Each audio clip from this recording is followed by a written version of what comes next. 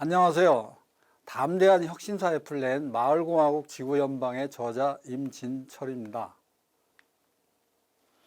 제가 여러분과 함께 나눌 강의는 제1강 마을로 간 촛불민주주의, 제2강 저출산 지역 소멸 극복과 자치분권, 제3강 포스트 87년 체제와 생명평화 사상, 제4강 마을공화국 지구연방을 위하여입니다. 그리고 이것이 4강이 끝난 후에 대담 토론회를 하는데 대담 토론을 같이 해주실 분은 오래전에 그 한국의 생태적 감수성을 전 국민적으로 일으킨 야생초 편지라는 책이 있습니다. 그 야생초 편지의 저자 황대건 선생님과 한국 민주주의 연구에 큰 족적을 남기신 성공회대학 사회학부의 김동춘 교수님, 그리고 여성가족부 장관을 역임하시고 지금은 세계 직접민주주의 포럼 한국 대표로 많은 활동을 하고 계시는 이정욱 교수님, 이렇게 네 분이 대담 토론회를 하게 됩니다. 제1강 마을로 간 촛불민주주의인데요. 우리가 2016년 한국의 촛불시민혁명은 박근혜 정권의 민주주의 역주행에 철퇴를 가하고 세계 유례 없는 직접민주주의 참여정치의 전범을 보여주었습니다. 그런데 이 촛불시민혁명에 대해서 두 개의 시선이 있습니다. 하나는 시민항쟁론이고 또 하나는 시민혁명론입니다. 이 시민항쟁론의 근거는 제도와 시스템의 변혁이 없는데 어떻게 그걸 혁명이라고 할 수 있느냐, 이런 입장에서 촛불시민혁명은 혁명이라고 볼 수 없고 시민항쟁이다, 이렇게 견해를 밝히는 분들이 있고요. 시민혁명론을 견해를 밝히는 분들은 첫 번째로 그 이례적 촛불시민혁명이 이례적 사건을 보면 시민항쟁이라고 할 수 있지만 이 촛불시민혁명이 연속성을 가질 때는 시민혁명으로 보아야 된다라는 거고요. 그 다음에 2016년까지는 저항 권력으로 촛불시민혁명이 그쳤지만 그 이후로는 저항 권력과 대항 권력의 이중적 주체가 형성되고 있었다. 예를 들면 직접민주주의 마을공화국 운동과 지역당 운동이 부상하기 시작하죠. 세 번째는 이 포스트 87년 체제를 87년 체제를 넘어서는 포스트 87년 체제를 위한 변혁적 진보 담론을 재구성해야 된다, 이런 흐름과 운동이 존재를 해왔습니다. 이런 입장에서 볼 때는 촛불시민혁명은 시민혁명으로 봐야 된다라는 견해가 있었습니다. 그러면 제가 볼 때는 저는 촛불시민혁명은 연속적 시민혁명의 상황이다. 한국은 혁명적 상황이 계속되고 있다. 우리가 한국의 상황을 보면 첫 번째, 극심한 자산 불평등 사회입니다. 소위 1대 9대 90 사회라고 하죠. 우리나라 개인 소유 토지 중 인구의 약 1%, 한 50만 명이 52.9%를 차지하고 있고, 한 10%, 인구의 10%인 500만 명이 93.4%를 소유하고 있습니다. 그러니까 90%의 서민 대중은 나머지 6.6%의 토지를 나누어 가지고 살아가야 되는 이 기막힌 불평등의 현실에서 살아가고 있음을 볼 수 있습니다. 이거는 제 얘기가 아니라 2022년 7월 통계청의 발표 자료입니다. 그 다음에 두 번째는 극심한 소득 불평등 사회라는 겁니다. 보통 이건 1대 20, 80 사이로 얘기합니다. 우리나라 전체 임금 노동자의 44.5%는 비정규직입니다.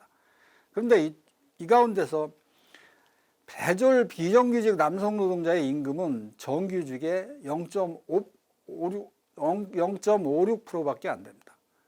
쉽게 얘기해서 현대자동차의 앞바퀴 조립하는 정규직 노동자와 뒷바퀴 조립하는 비정규직 노동자는 하는 일은 똑같은데 임금 격차는 2배가 난다는 사실입니다. 그리고 서울 시내 의대 신입생의 80.6%가 이 고소득층 자녀로 자녀로 이게 통계가 나왔습니다. 지난번 문재인 정부 하에서 서울 지역 의대생들이 의대 정원 증원에 대해서 반대 투쟁을 격렬하게 하지 않았습니까? 이런 우리 사회의 기득권을 옹호하기 위한 그런 투쟁이 아주 대단하다는 얘기입니다. 그 다음에 세 번째는 헬조선, 지옥 같은 한국이라고 느끼는 국민들의 지표가 있습니다. 청소년 노인 자살률이 OECD 회원국 중에 1위라고 하지 않습니까? 근데 이게 OECD 평균의 3배나 됩니다. 그 다음에 한국의 저출생률은 2022년 기준 0.78, 세계 1위입니다. 그런데 이게 저출생뿐만 아니라 초고령화율까지 겹쳐가지고 이게 양수겹장으로 나타나고 있다는 사실입니다. 그래서 2017년 이화여대를 방문한 크리스턴 리카르트 당시 국제통화기금 IMF 총재는 뭐라고 얘기했냐면 한국이 최고의 자살률과 저출산율이 양수겹장으로 나타나는 이 한국 사회를 이끌어서 저출산 집단 자살 사회다 이렇게 표현하면서 병든 한국 사회에 큰 경고음을 발한 바가 있습니다. 그 다음에 네 번째는 세계 최고 수준의 불평등 지수, 소위 피케티 지수라고 하죠. 이게 아주 굉장하죠. 불평등 연구로 유명한 프랑스 경제학자 토마스 피케티는 이 피케티 지수가 6.5를 넘으면 폭동 사태를 걱정해야 한다고 했습니다. 그런데 대한민국은 세계 최고 수준의 8.8을 오르내리고 있습니다. 2020년 10월 31일 경향신문은 피케티 지수 급상승, 우려되는 한국의 불평등이라는 제목으로 기사를 내보낸 바가 있습니다. 이게 프랑스 혁명 당시에 피케티 지수가 6.5였는데 한국의 피케티 지수가 지금은 8.8인데도 폭동이 일어나지 않고 있습니다. 이런 이유가 뭡니까? 이건 제가 보기에는 평등 문제를 제기하면 곧 빨갱이 사냥을 당했던 그런 어떤 비극적인 역사적 경험이 있기 때문에 이 한국인들에게는 이 분단체제 봉인 효과가 있는 것입니다. 한국은 지금 지표상으로나 심리적 상태에서 보면 천하대란의 형세라고 저는 보고 있습니다. 그러나 이 분단체제 봉인 효과라는 이 방파자 때문에 내란이나 폭동으로 비화하지는 않고 있습니다. 그런데 제 심정으로는 굉장히 아슬아슬합니다. 촛불시민 민주주의 혁명은 이 비극적인 내란이나 폭동으로 비화하지 않도록 질서와 문명을 재창조하는 부드러운 연성혁명으로 진화 발전해야 된다고 생각합니다. 그 진화 발전과 이행의 동력은 분노일 수 있습니다. 그러나 그 이행 방식은 평화적이어야 하고 관용과 사랑을 기본으로 해야 할 것이라고 생각을 합니다. 오늘 강의 주제가 마을로 간 촛불 민주주의인데요. 그러면 촛불이 광장에서 마을로 간 문제의식이 뭘까 한번 생각을 해보면요. 한국의 촛불 시민들은 이 광장 민주주의의 저항 권력은 집회를 그만두는 순간 제도 권력으로 이 헤게모니가 넘어가는 바람에 혁명의 연속성을 잃어버리게 된다는 그 자각을 하게 됩니다. 그래서 이제는 이전의 촛불 집회 같은 단발성 대규모 집회를 넘어서서 촛불의 일상화와 지역의 상설화를 통해서 이 집단지성을 안출하는 이 수구위 민주주의를 발전시켜 나가야 되겠다. 그런 생각을 하게 되면서 지역별 민회 만들기 운동이 전개됩니다. 2021년 10월 직접민주 마을자치 정북민회의 창립이 대표적인 그런 문제의식의 표현일 것입니다. 그러니까 이런 지역민회 만들기 운동을 통해서 지역과 마을에서 민주주의의 일상활동, 즉 비폭력 대화 같은 민주시민교육, 직접민주주의 민치 감수성 교육 등 이런 민주주의 일상활동, 그 다음에 촛불의 공동정신과 온오프 직접민주주의를 읍면동 기본 생활권 지역에서부터 제도화시켜 나가는 운동을 하자. 바로 마을공동체와 주민자치회, 마을공학운동과 지역당운동 이런 운동을 전개해 나가자. 이런 일을 일상적으로 하다가 전 국민적으로 함께 전 국민이 함께 항쟁이 필요한 상황이 되면 그때는 광화문 광장에 나가야지 평상시는 아무 활동이 없다가 무슨 큰 이슈만 있을 때 광화문 광장에 나와서 일을 하게 되면 그거는 집회를 그만두는 순간 그런 그 힘이 제도 권력으로 대의민주주의 권력으로 넘어가는 그런 상황을 우리는 경험을 하게 된 거죠. 이것은 뭐 이미 아시는 분들 알겠지만 그람시라는 그 사상가가 어떤 진지정부와 기동전의 통일이 필요하다 이런 문제의식과 같습니다. 그 다음에 전국 3,500개 읍면동 단위로 마을 자치정부를 핵심 제도로 하는 마을공화국을 어떻게 건설해야 할 것이냐 이런 실천 전략 로드맵을 또 만들게 됩니다. 그러면서 3,500개 읍면동 마을공화국 건설과 이를 기반으로 해서 한 마을연방민주공화국 건설하고 더 나아가서 마을공화국 지구연방이라는 삼중체제로 지구질서를 재편해야 한다라는 그런 지구질서를 재편하는 그런 세계혁명의 전망으로까지 나아가고 있습니다. 이와 같은 세계혁명의 전망으로까지 나아갈 수 있어야 지구적 생태 위기와 전 세계적 불평등의 문제를 풀 수 있을 것이라는 생각 때문에 그렇습니다.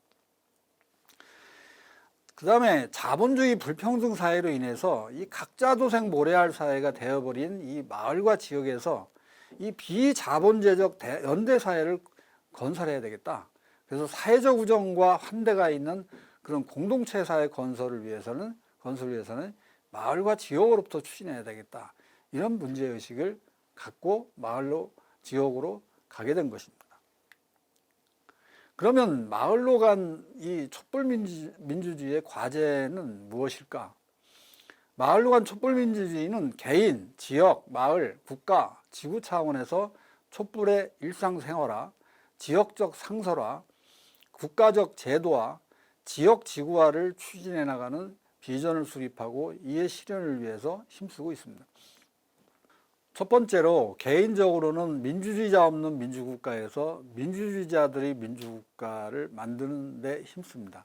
김누리 교수께서 한국은 그 거대한 문화혁명이었던 서구의 68혁명이 없음으로 건너뛰므로 인해서 한국에는 민주주의가 없는 나라다 이런 얘기를 했어요. 그래서 우리 그런 반성 속에서 우리가 촛불 시민들은 이 촛불의 일상생활화가 필요하다.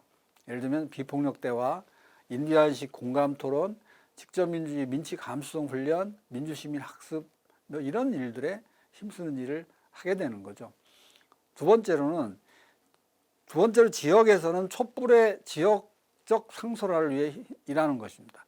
이는 지역민회와 지역정당의 건설을 통해서 읍면동 선출제를 추진하고 이 마을공화국, 소위 말하는 마을자치정부를 중심으로 한 이 마을기금, 마을대학으로 유기적으로 엮여진 이 마을공화국을 건설하는 것을 주요 내용으로 하는 것입니다. 세 번째로 국가적으로는 촛불의 제도화입니다. 국민발안 시민입법, 국민소환, 국민투표제 그리고 마을자치정부 기반의 마을연방민주공화국을 제도화하는 이 직접민주주의 개헌이 필요하다. 더불어서 국민공론화기구인 시민의회를 건설하는 것부터 시작해야 할 것이다. 이를 통해서 현재의 87년 체제인 직접민주주의 중앙집권 통치체제인 87년 체제를 극복하고 직접민주주의 민치와 대의민주주의 통치가 협치하는 그런 협치국가 체제를 만들어내는 일이다. 이는 마을공화국을 기반으로 마을연방민주공화국을 건설함으로써 대한민국을 재건축하는 일이다 라는 생각을 하는 것입니다. 네 번째는 지구적으로 세계 직접민주운동을 발전시키고 추동해서 세계의 마을과 마을공화국, 마을연방민주공화국을 기반으로 그런 것들이 네트워크되는 마을공화국 지구연방을 건설해서 정말 지구 문명을 재건축하는 일에 한국이 앞장서 볼 수 없겠느냐 그런 생각을 하기 시작하게 된 겁니다. 그러면 이런 촛불 시민혁명이 앞으로 조직적인 진로는 어떠해야 되겠는가?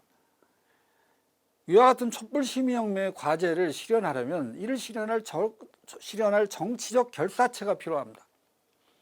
2017년 촛불 시민의 열망을 구현하고자 하는 촛불시민혁명 대헌장 제정 범국민협의회가 구성된 바가 있었습니다. 그런데 이게 흐지부지하게 해체되고 말았습니다. 이제 시민의 직접 정치 시대, 직접 민주주의 민치 시대의 견인차 역할을 할 새로운 정치적 결사체, 저는 네오 직접 민주주의 진보 정당이 필요하다. 민이 정치의 직접적 주체로 등장해서 이 네오 직접 민주주의 진보 정당을 건설해서 기존 정당과 기존 정치인들을 압박하고 견인하지 않으면 이 기존 대의제 정당과 정치인들은 민의 직접적인 정치 참여 의지를 이게 뺏으려고 해요. 그래서 특정 정치인에 대한 맹목적 지지를 유도하는 이 팬덤 정치, 구경꾼 민주주의 정치, 이런 유사한 파수꾼 민주주의로 포획을 해서 사람들의 생각을 조작하는 그런 정치로 가게 된다는 거죠. 이런 것으로부터 탈피해서 정치의 직접적 주체로 나서는 그런